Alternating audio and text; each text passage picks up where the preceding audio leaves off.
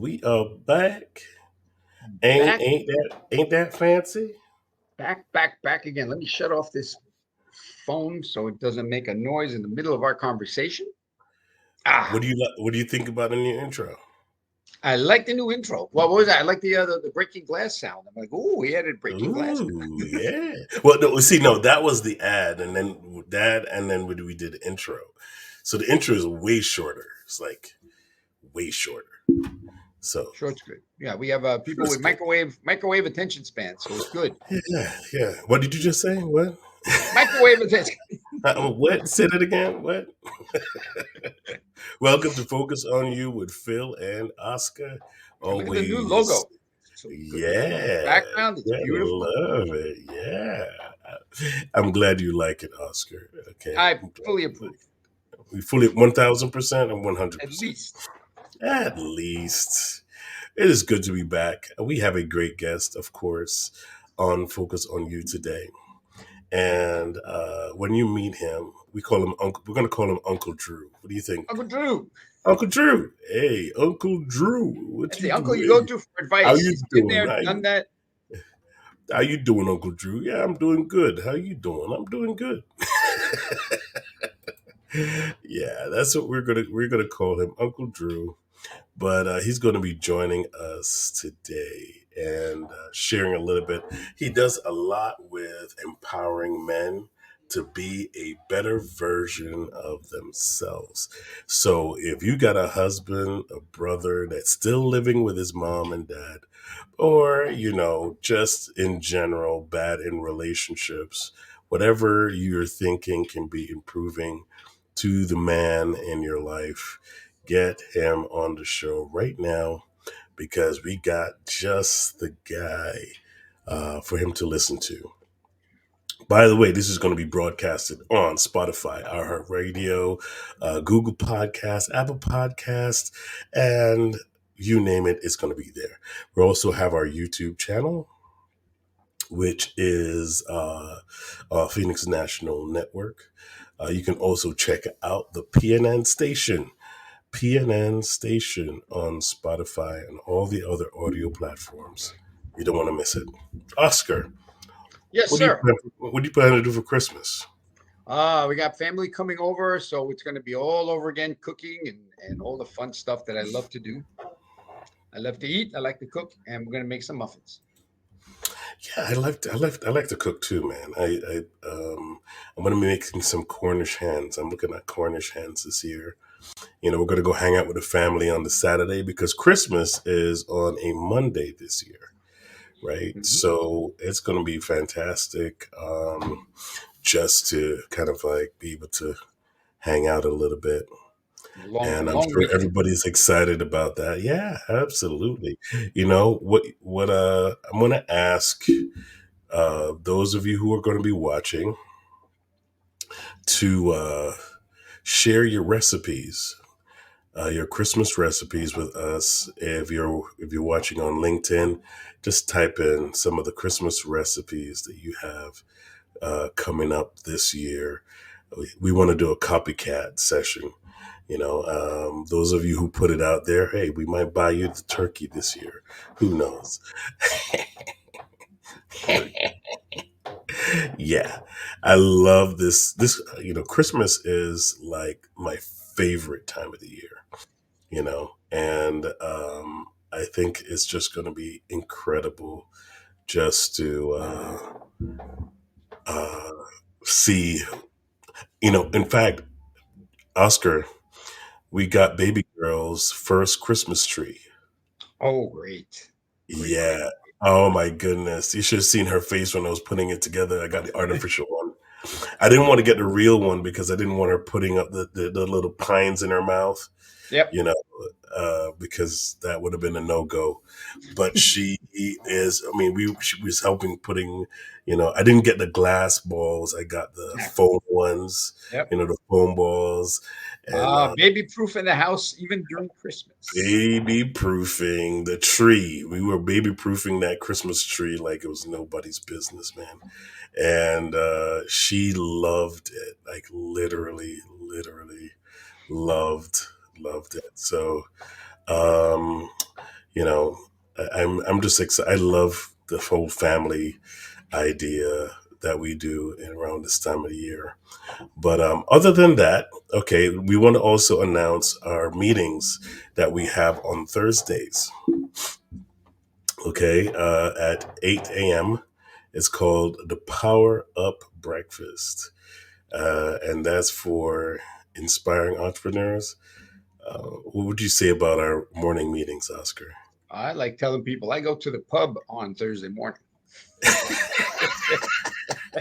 I come, figured. come I join me. Come join me at the pub. And actually, we had Drew on this morning, with a 10-minute presentation, and I believe I said I can't wait till the noon time to get more on what he was talking about, because he hit on some pretty great topics and made everybody like, yeah. Yeah, no, yeah, he got it going on, man. I didn't even know. Look, let's just go through his site for a second. I know I'm just creating a little excitement here, but this is his website, and he talked about empowering men to be a better version of themselves. And I believe some people sometimes we don't realize how much we can improve until somebody tells us, right? Until somebody kind of gives you an image as to, where you can go and what you can achieve, you don't really realize that you can get there. Am I right, Oscar? Yeah, and we have the blinders on and we see everything through our little filters, and we need someone from the outside saying, "Hey, there's more to you than you know. How about this? How about this? How about this?" Like, wait a minute, how He come is nobody the told me? I know exactly, exactly. I mean, he's the author of this book. I'll have what she's having, and we're going to talk a little bit about that too, a little bit later on. But without any further ado, we're going to introduce our brother Drew. Drew, jump on in. How are you doing, sir? Gentlemen, I'm doing well, and I'm practicing, Oscar. I'm looking at the camera so I can look in your eyes, my friend. Practicing. Doing well. It's great to see you too. Great human beings. I'm proud to be in the same presence. Drew, man, listen, we are so glad to have you on with us today. We had such a great meeting this morning. It was hard for me to even get off because you were hitting some really hot points about where men are, the suicidal rate when it comes to men in our society today. I think there's a pressure. There's a level of pressure that we go through. I mean, some of it necessary, some of it unnecessary. But I want to start off with that, and then Oscar is going to, of course, ask his questions. But tell us, how did you get into such a area of kind of like helping men out? I tell people it happened by accident, and it happened by accident, and it didn't. I believe this is where I'm meant to be.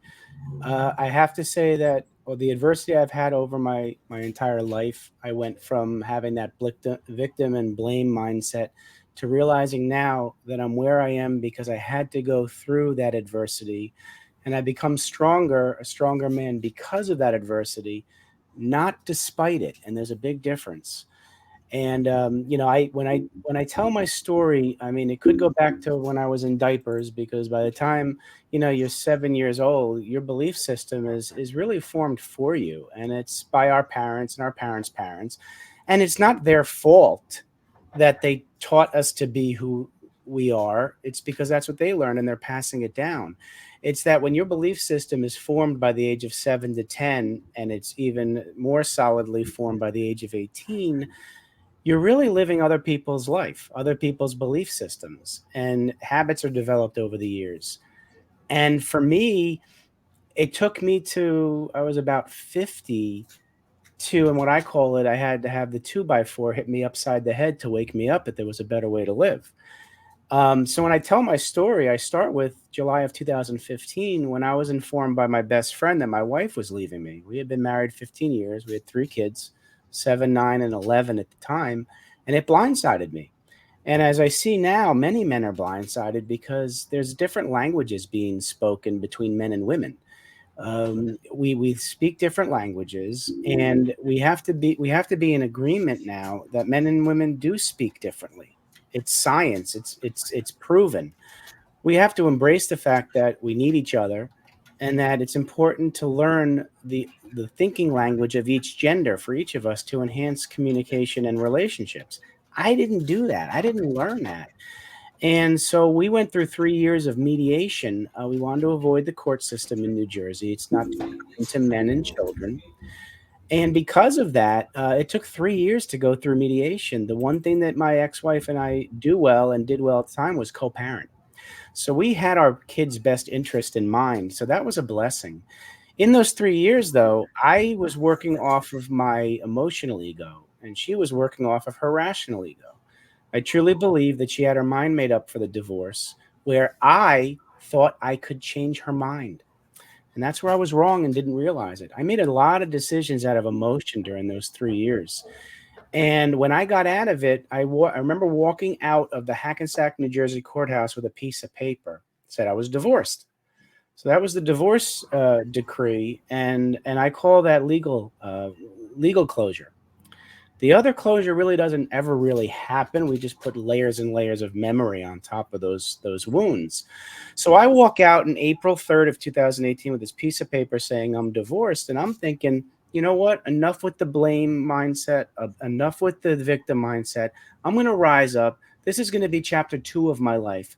Now, 6 months later, I turned 50 years old, October 6th, 2018. I threw myself a 50th birthday party. I invited people from all aspects of my life, and they all showed up. Best day of my life.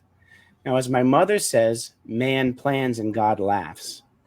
Because shortly after that, three what I call faith shaking moments happened to me that changed my world forever. The first was I was fired from my job. I won't get into the details. I did what I thought was right, and 10 days later I was brought into human resources and relieved of my duties for a leadership change.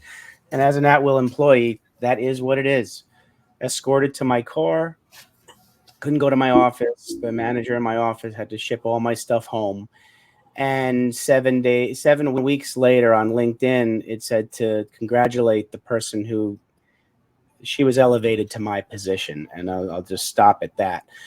As a man who looked at his self identity and based it on my relationship with my wife and my job, I lost both in 6 months.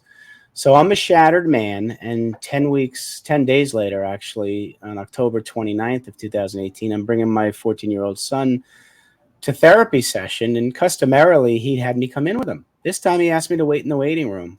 Again, I'm thinking, that's great. He's getting to be comfortable with her. About 10 minutes later, the therapist comes out crying, asks me to come in. I go in. I see my son crying. He says, I'm sorry, Daddy. Turns out she noticed that he wasn't acting himself. Had to ask him that difficult question, can you promise me you won't harm yourself in the next 2 weeks? And he said, I cannot promise that. Unbeknownst to me, the night before, I'm watching TV. He's in the master bathroom, what I think is taking a shower. Thankfully, he was on the phone with his girlfriend. He had made an attempt on his life with a little razor, but she stopped him. She talked him down, thank God. At that point, I had to join my ex-wife, his mother, and we had to get him help. Now, the help he needed was an off-site facility where he would stay overnight, and they didn't have a bed available to December 8th. So for 40 days, was with my son nonstop. I didn't sleep. Told him my job is to make sure he's safe as a father. Fast forward, so now you have the divorce, you have the job firing, and now I feel that I'm failing my son, right? I blame And the this is all in a matter of 6 months. 6 months, man. You're talking about divorce, blame my wife, the job firing, blame my boss, now my son. And Christmas Eve, my dad unexpectedly gets sick and passed away. So April to January, 9 months, all of that happened. And I was a broken man. And I won't get into more of the details, but basically, it took about till last August where I woke up and I realized I'm not living this way anymore. There's a better way to live. And I realized I started telling my story. I started opening up. And the more I told my story, the more I healed from within. And the more I told my story, the more others told me their story, and they started healing. So that's why I got into this. And it's been structured only about a year that I've been doing this, but I dove in head first. And it's really all I'm focusing on is to get men to start opening up, because we're killing ourselves slowly. Oscar. Yeah, and I heard this before from you, but every time I hear it, I'm thinking, how do you deal with this much crap being dumped in your life in such a short amount? I mean, people go through this, but it's usually spaced out, so you have time to heal and Right. rationalize and everything. Well, But one you at a got it time. all. You got the dump truck pulled up and just had it all dumped in your lap. And Yeah. like you said, it took you until this August to Hmm. really. So, how did you start healing? What flipped it for you in August, saying, "All right, I tried this." All right. So when we're talking August, we're talking of 2022. So what ended up happening, after Dad died, um, on his birthday, which was it was November 30th of 2018, he told me he was proud of me. And that was the beginning of my shift, because I knew he was. And I said, Dad, I know you're proud of me. So why are you telling me this now? And he said, I don't know how you're doing it, Drew. He said, first the divorce, and then the job, and now Nick. You're still taking care of Matthew and Emma, and you come here every day to check on your mother and me. I don't know how you're doing it. Now, this was the key thing. He said, I know you wanted to have your own company your entire life, and I know I told you not to. My dad was with IBM for 35 years, so I did what he did. Tried to stick with the same industry. I was in healthcare for 24 years, loyalty, all that. He said, do what's going to make you happy. Your mother and I will support you no matter what. And as a 50-year-old man, I started crying. I hugged him. I said, thanks, Dad. And that's when I started Profit Compassion. The thing is, my intent was to start a healthcare consulting company. And I was going to educate caregivers on how to effectively communicate with patients and families to navigate the plan of care so patients can leave the hospital healthier than when they get there, which is the opposite happening now. When my dad died, guys, my dream died, and I did not start my own company. I had this LLC hanging out there in space. I realized that in order to get through this and not kill myself, literally kill myself, which I now call the caving in stage, I needed some kind of bridge to get me from caving into coping in life. Just coping. I just wanted to survive, not thrive. And it was clarity of purpose in my life was the key. And I knew that if I looked inside myself, which is I recommend that to people when they're in a better state. If I looked inside myself, my heart, my head, and my gut were going to tell me to kill myself, because I'm talking to the same person. I had to look outside myself. I looked in the eyes of my 3 children and my mother, and I said, I am going to be here on this earth to get them through this. All right. So what I did, and I don't recommend this to men, what I did is I did what society tells men to do. I sucked it up. I manned up. I did not show emotion. I did not ask for help. And I pushed my support systems aside, and I plowed through to help the 4 of them. That's not how I got through this and thriving. That got me to just the coping stage, helping others. And that's the good message. Living by service got me out of this, because I stopped worrying about myself and I thought about my kids and my mom. That got me just into the coping stage, guys. From there, I took a deep breath and I said, there's so much out there that's more an opportunity than a barrier. Drew, you've got to change your mindset. Be more aware. And I started self-reflecting, and I realized that I was 50% accountable for what happened to me in my marriage, what happened to me in the job, what happened with my son, and what happened with my dad. I've got to take ownership for my behavior and for my thoughts and stop the blame game. So that's the first thing I did. Stop blaming myself and start taking accountability for my actions. And in starting to reflect and be more aware, oh my God, the world looked so much different, guys. Incredible. and I've known you for a few years now, and like I said, every time I hear this, it's brand new and just brings up like how does he do it? So Yeah. you're taking care of other people, Yeah. and just the coping, and then you realize who's taking care of me? Exactly. I was like, And where's that was right about the time I met you, Oscar. Because when I gave up the dream of starting my healthcare consulting company, I received a phone call. It was all about, do you want to buy a franchise? So I jumped into buying a franchise because I didn't know what else to do. It was my way of still having my own company and being able to do what Dad gave me the blessing to. It wasn't what I wanted to do. I didn't know at the time. That I met you through that time, Oscar. I did it for 3.5 years, but I was really sleepwalking life. I was just doing just to do, and COVID hit, and I had just been starting to progress in that job ownership in the franchise. And COVID to me, yes, it was. I wish it never happened. There are things, silver linings that came out of it. I was forced to kind of switch how I did my business consulting with the franchise, and I had to network virtually.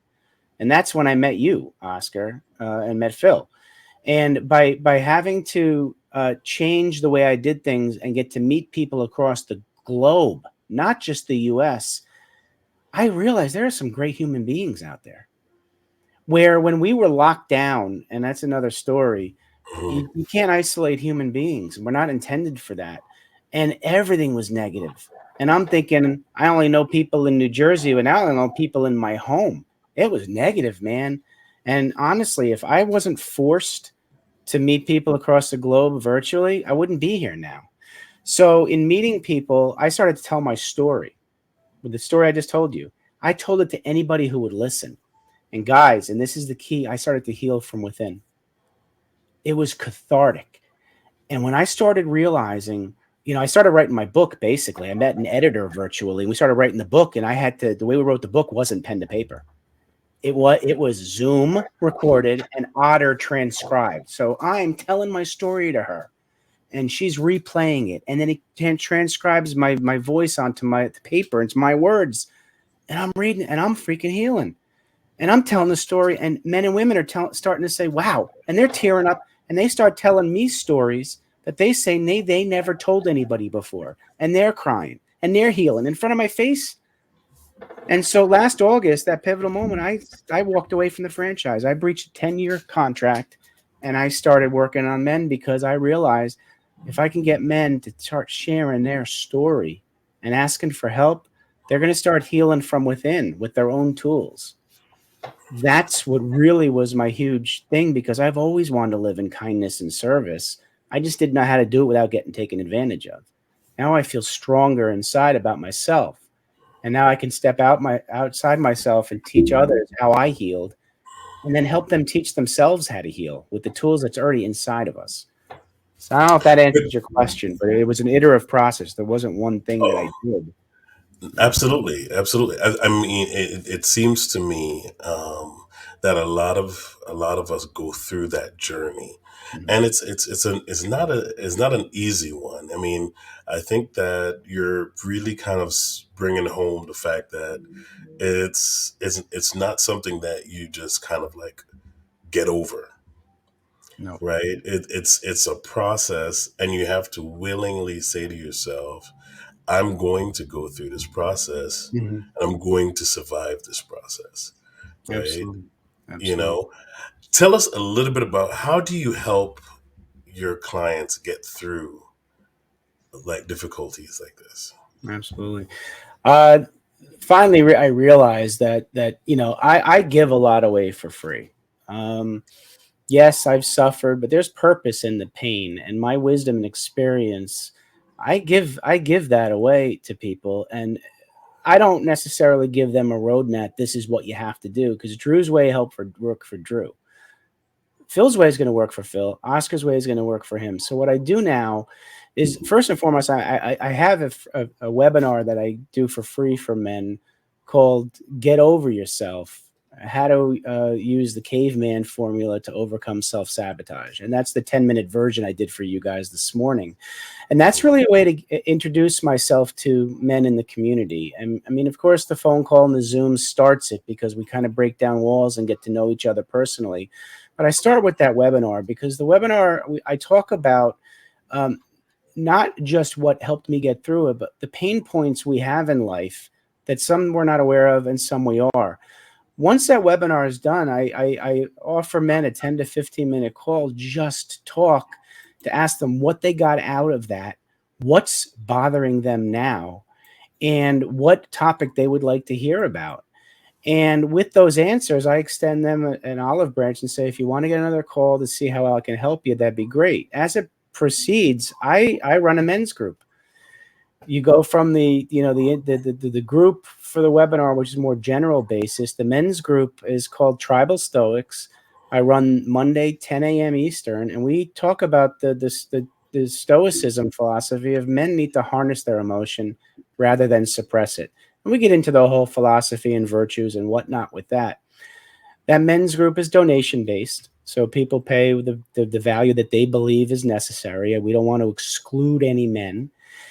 From that men's group, they have the option to do one-on-one coaching with me. I'm a mindset certified coach, mindset mastery certified coach, where we touch on not just the stoicism stuff, but more being aware of who we are and how to actually stop bad habits and create new ones.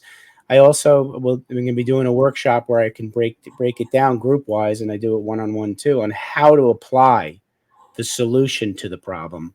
And then, my biggest thing is we're going to be doing some men's retreats on some islands, because I always felt I was a man by myself on an island suffering silently.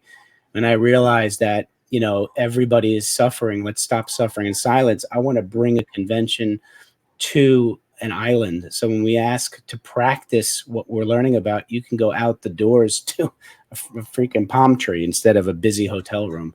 So there's a way to do more. But for me, the door's open for free for the webinar, and you can get as much out of me as you want as you progress on your journey. So That's incredible. I love that. I love that idea of a retreat, a men's retreat, because, you know, um, men usually, when they get together and you've established that area of trust, right. we get a real chance to peel away, the ogre, Oh yeah. if you want to call it that. I have many layers. I'm like an onion. Mm-hmm.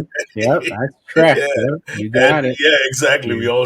We all start shrekking out and like, Yeah. okay, and but it's what happens after, Yeah. and the healing that happens after. It makes us better husbands. It makes us, better fathers, Mm-hmm. better sons. And I believe that we need more of that. Yes. We need a lot more of that. But I want to also talk about your podcast, Yes. because I was just looking at that, and I see a few of your different topics here, um, from caving in to crushing it. What inspired those kind of subjects? Well, when I was writing the book, I did develop what I call the cope paradigm to coming through stronger. It turns out being the book is really about Drew of 2023 educating Drew of 1999 to 2020. And what I did in the book is why the podcast is called From Paving into Crushing It, is the cope paradigm is in order to get from those stages, from caving in to coping to crushing it, you've got to go through the clarity of purpose in your life. You've got to seize opportunities and massive action. You've got to progress. And as you progress, you celebrate those small wins, and then you evolve, COPE. And so then, that's really what developed my whole idea, from caving in to crushing it. And the podcast, I interview men and women who have who have embraced the adversity and who acknowledged it and decided not to give up, decided to move forward. So when I invite somebody on, there's number one, they've got to be a good human being. And I assess that through networking, relationship building. These are all people who I have spoken to at least 3 or 4 times before I invited them on. Number two, they have to have had some defining moment in their life. Now, it may not have been earth shattering, but to them it was. So they have to have had a defining moment when they realize life is not linear, that stuff got in my way, and I'm not letting the stuff beat me. I'm going to be a better person because of it. And then I bring them on, and they do discuss what they've gone through. I've had anything from the death of a family member to, being in jail for underage sex. I mean, it's like unbelievable. Everybody's got a story, guys, and the story doesn't have to be earth shattering for anybody. The story just needs to resonate with one person. So if, regardless of what the topic is, if we can reach one person in the audience and it stops them from any type of self-destructive behavior, then we did our job.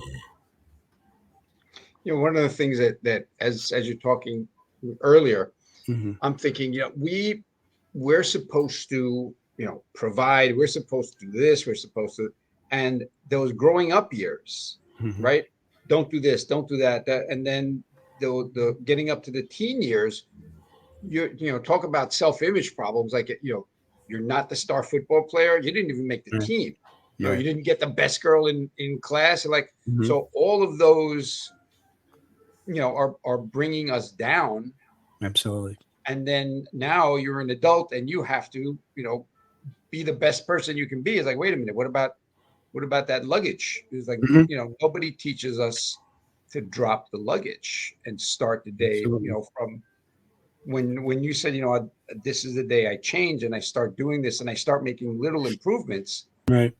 You couldn't do that if you were still dragging that, the chains with you. Absolutely.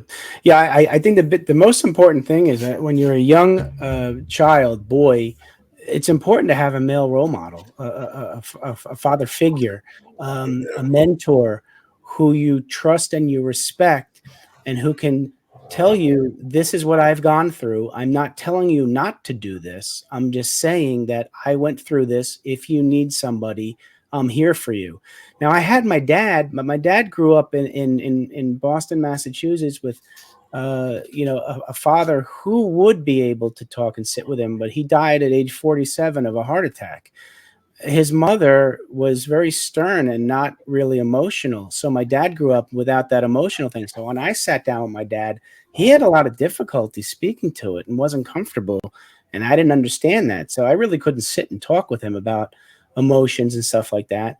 And if I went to my mother, she's not a guy. She didn't, understand what I was going through. So the advice I would get would be what she would do for herself. And so you think about that, parents mean the best, but when they start protecting you, and sheltering you and putting you in that bubble, they're not giving you the tools to, when life really comes at you, to know how to apply things. So yeah, and we don't do it on purpose. But the first thing I'd say is find a mentor. It doesn't have to be a blood relative. It can be any adult who you respect and trust. So as a parent, don't be upset if the kid doesn't want to come to you.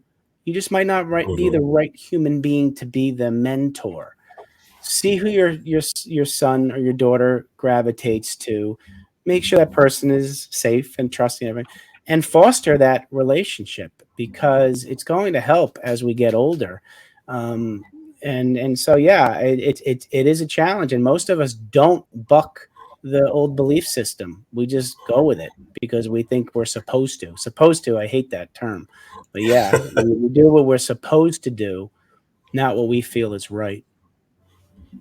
We only have a few more minutes left. I'm going to have Oscar ask his final question, but we want you to, after Oscar asks his question, we want you to share with folks how they can reach you and what are some of the ways that you can help them. Absolutely. And I don't know, a question. I have an observation where what you're saying is it's okay to struggle. Yes, life's going to give you lemons to make lemonade, but you're going to struggle. No one gets through life without challenges, little challenges, big challenges, 5, 6 challenges that you got dropped in your lap at one time. But you need to get through that struggle. There was a study that said when butterflies break out of the chrysalis, if you help them before they do it, they will not survive. Mm-hmm. So they need to actually struggle to get out of that chrysalis Right. to become a butterfly. And if you help them, the wings don't develop correctly, and they die. So yeah, we Right.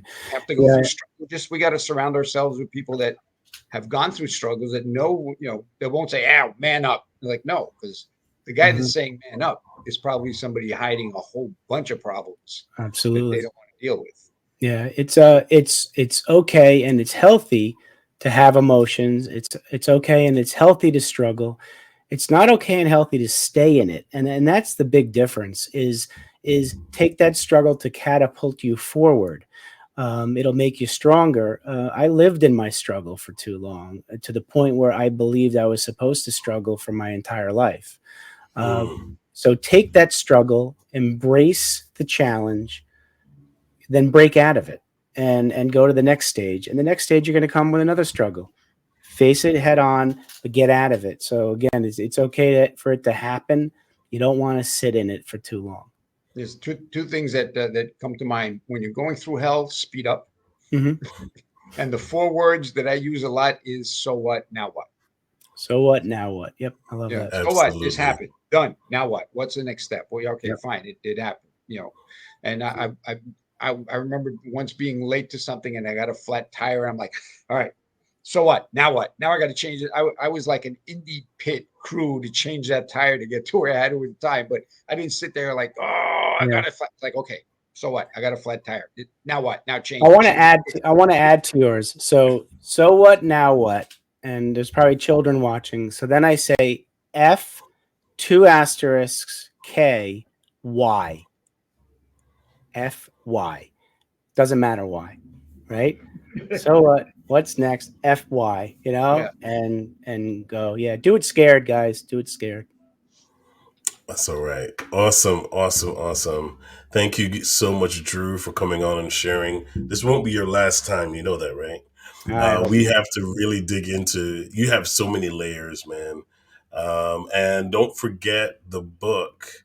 Give us the name of that book again. How they can purchase it. Absolutely. It's I'll have what she's having. Memoir of a Reformed People Pleaser. It's on Amazon. Just look up Drew Deraney. Yeah, it's because I realized I was a people pleaser my whole life, and I'd be at a restaurant and the woman would order something, and I'd want something different, and instead of asking what I wanted, ordering it, I'd say I'll have what she's having. Not a good way to live. So yeah, so that's how you can get the book, and the podcast is From Caving Into Crushing It. Website profitcompassion.com.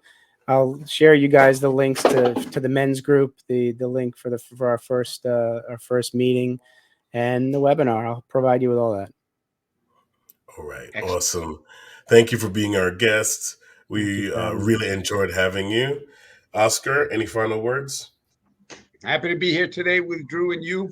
So All right. We bring on will the see. problems. We'll get through it together. Absolutely. God bless Absolutely. you guys. Absolutely. Thank you. God bless you. All right. We'll There. take care, everybody, and we'll see you next week.